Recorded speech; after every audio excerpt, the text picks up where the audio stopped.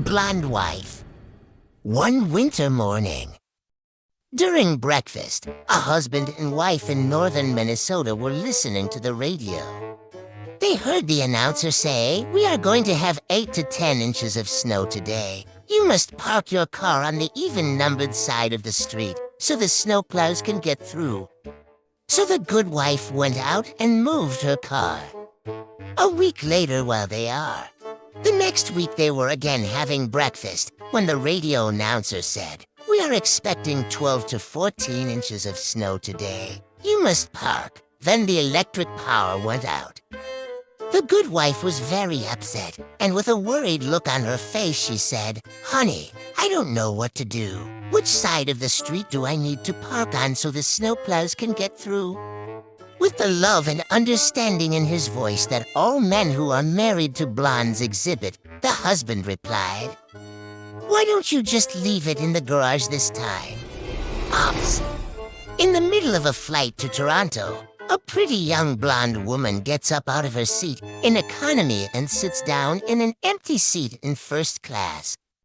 The first-class flight attendant notices this and tells the blonde woman to please go and sit back in her assigned seat. She pouts, crosses her arms, and says, "I'm blonde, I'm beautiful, and I'm flying to Toronto." The flight attendant goes to the cockpit and tells the co-pilot and the pilot what's going on. The co-pilot gets up and tells the blonde woman to please return to her seat, otherwise she'll be arrested after they land in Toronto. "I'm blonde, I'm beautiful, and I'm flying to Toronto." The co-pilot returns to the cockpit and tells the pilot what happened. The pilot says, "My wife is a young blonde. I know how to handle this." He exits the cockpit and whispers something in the blonde woman's ear.